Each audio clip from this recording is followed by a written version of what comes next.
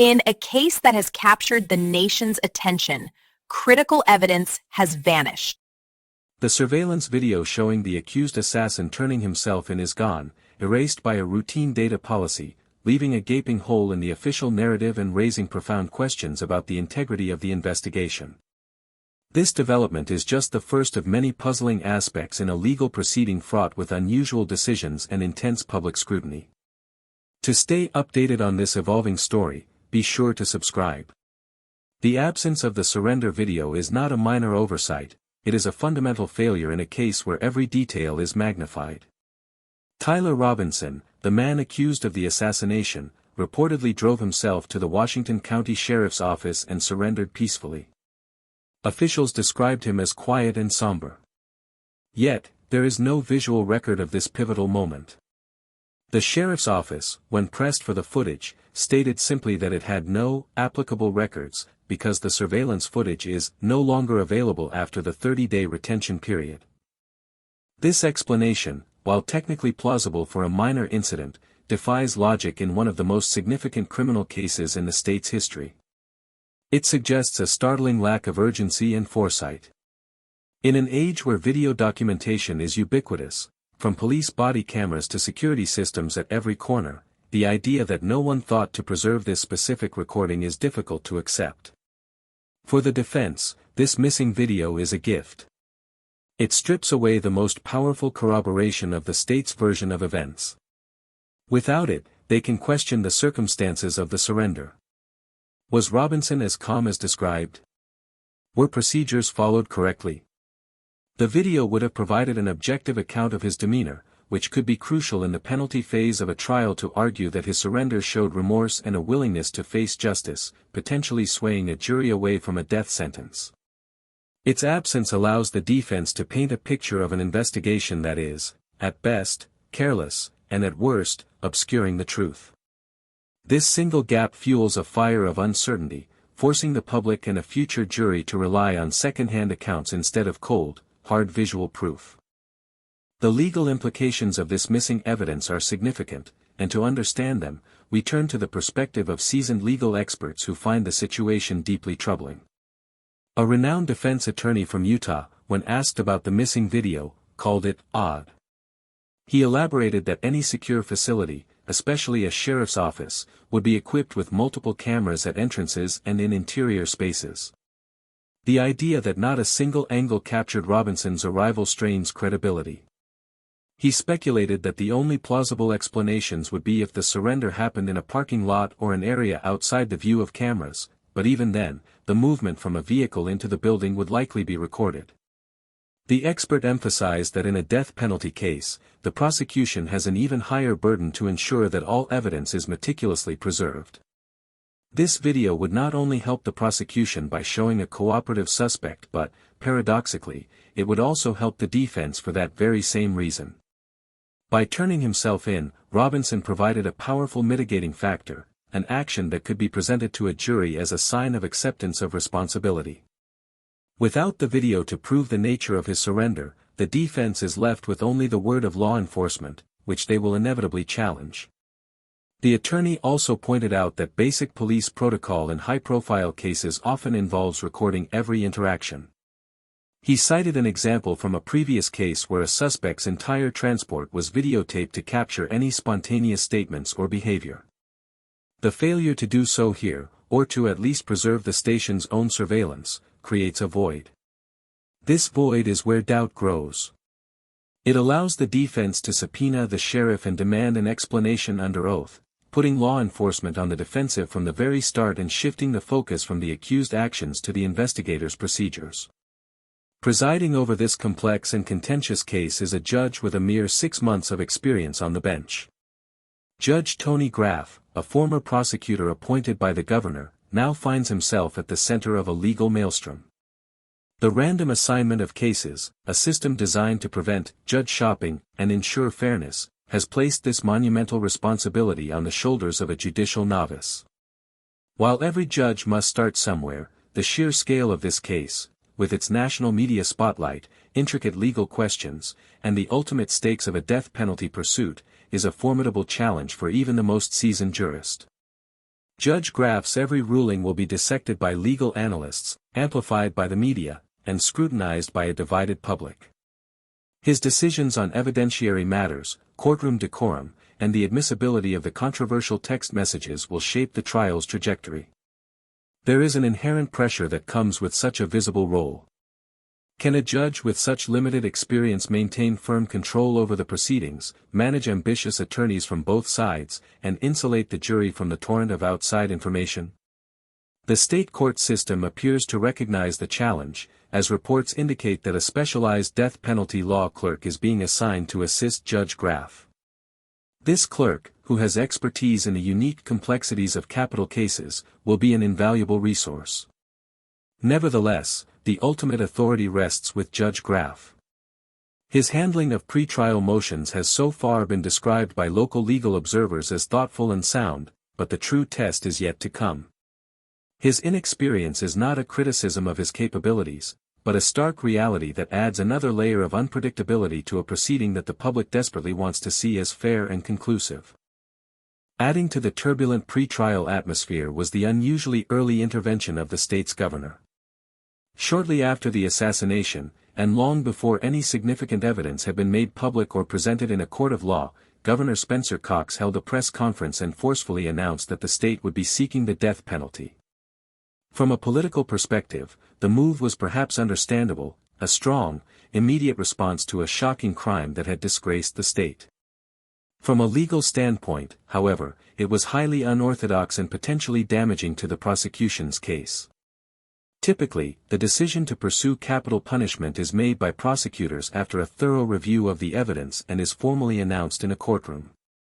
The governor's preemptive declaration risked tainting the entire jury pool.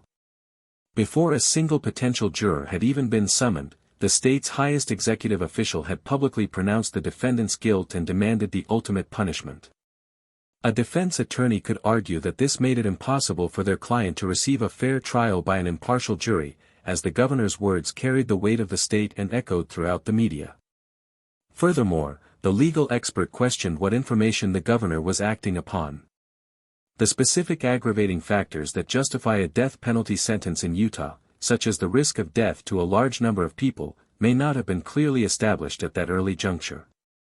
The defense could potentially subpoena the governor to inquire about the basis for his early announcement, exploring whether it was a calculated legal decision or, as the expert suggested, an emotional reaction to a tragic event. This blurring of the lines between the executive and judicial branches creates a perception of a politically motivated prosecution, which the defense will undoubtedly leverage to its advantage.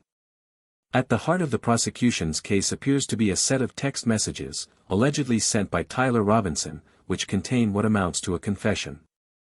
However, the nature of these texts has raised eyebrows among legal analysts.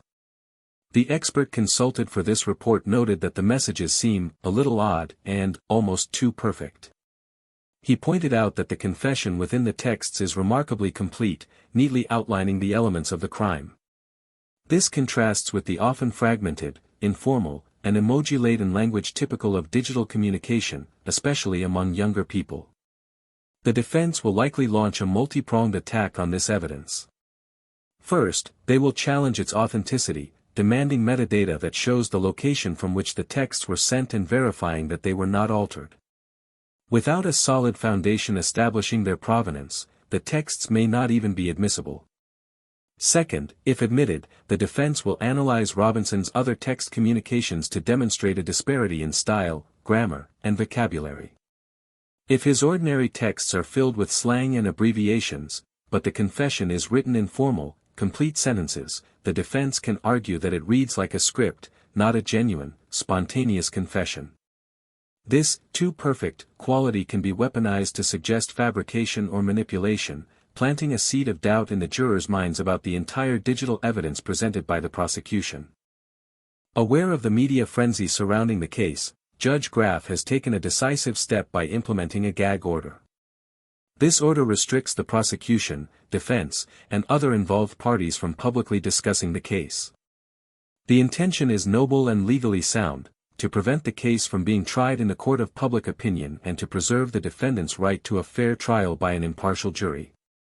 By muzzling the attorneys, the judge hopes to stem the flow of information that could prejudice potential jurors.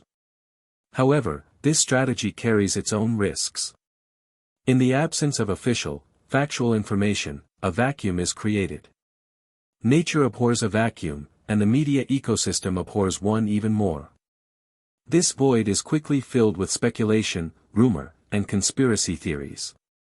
The very transparency that the public craves is shut down, which can lead to increased public mistrust. People may wonder what the authorities are hiding, why there is so much secrecy. While the gag order is a standard tool to ensure a fair legal process, in a case already rife with public suspicion, it may inadvertently fuel the narratives it seeks to suppress. One of the most consequential decisions still pending before Judge Graff is whether to allow cameras inside the courtroom. The widow of the victim has publicly advocated for this, pointedly arguing that since the assassination itself was captured on video, the public has a right to see the pursuit of justice. This argument carries significant emotional weight. Allowing cameras would promote transparency and allow the world to witness the proceedings firsthand, potentially quelling rumors and building confidence in the judicial outcome. Utah state law generally permits cameras in courtrooms, and it has been allowed in other high-profile cases within the state. However, the decision is not without its complexities. The judge must balance the public's right to know against the defendant's right to a fair trial. Cameras can alter the behavior of witnesses, attorneys, and even the jury. They can create a circus-like atmosphere and increase the pressure on everyone involved. Judge Graff may choose to allow cameras but with strict limitations, for instance, prohibiting close-ups of the jury or obscuring the restraints on the defendant. His ruling on this matter will send a powerful message. Denying cameras could be interpreted as a desire for secrecy, further alienating a skeptical public. Allowing them embraces scrutiny but risks turning the trial into a spectacle. It is a heavy choice for any judge, let alone one so new to the bench.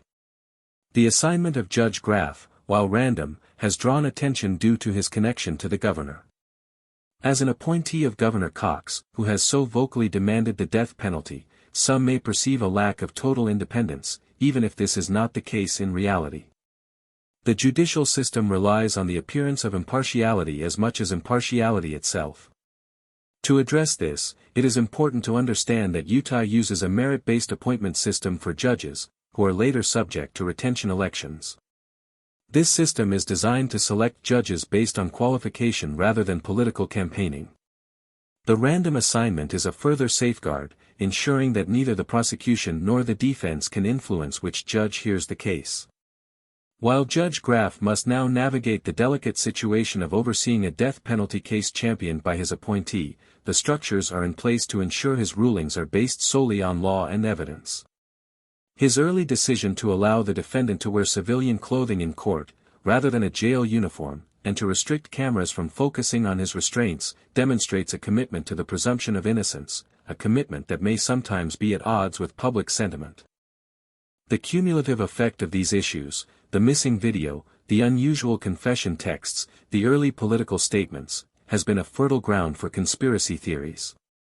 This is a natural, if troubling, consequence of a high-profile case where the official narrative contains perceived gaps and inconsistencies. The human mind seeks patterns and explanations, and when official sources are silent due to a gag order or provide answers that seem inadequate, alternative narratives rush in to provide coherence. These theories are not necessarily based on evidence but on a deep-seated distrust of institutions. The defense does not need to prove an alternative theory, it simply needs to point to the missing pieces and suggest that the prosecution's puzzle is incomplete. The lack of the surrender video is a classic catalyst. It is a tangible, concrete absence that allows for endless speculation about what it might have shown. The goal of the defense strategy, therefore, is not to prove what really happened, but to make the jury believe that the state has failed to prove its version beyond a reasonable doubt. Ultimately, the defense's strategy will be a masterclass in cultivating reasonable doubt. They will not need to present a single, unified alternative theory of the crime. Instead, they will launch a scattered assault on the integrity of the investigation itself. They will highlight the missing surveillance footage as evidence of incompetence or worse. They will pick apart the text messages, questioning their authenticity and bizarrely formal tone. They will reference the governor's premature death penalty announcement as proof of a political witch hunt. They may even bring up the fact that another individual falsely confessed to the crime early on, demonstrating that the initial investigation was chaotic and that other possibilities existed.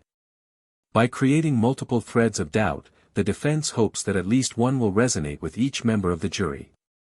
If just one juror believes that the investigation was flawed, that evidence is missing, or that the confession seems fake, it could result in a hung jury. In the high-stakes game of a death penalty trial, the burden is entirely on the prosecution to prove its case beyond a shadow of a doubt. The defense's job is simply to make that shadow as large and dark as possible. This case has become about more than one man and one tragic act. It has become a test of the judicial system's ability to function under immense pressure, to be transparent while being fair, and to arrive at a verdict that the public can trust. The missing evidence, the inexperienced judge, the political interventions, and the battle over transparency are not just sidebars, they are central to the story of whether justice can be achieved in the bright glare of the national spotlight. The outcome will depend on the ability of the legal process to rise above the chaos and demonstrate its fundamental integrity. For continued coverage and analysis as this story develops, subscribe to stay informed.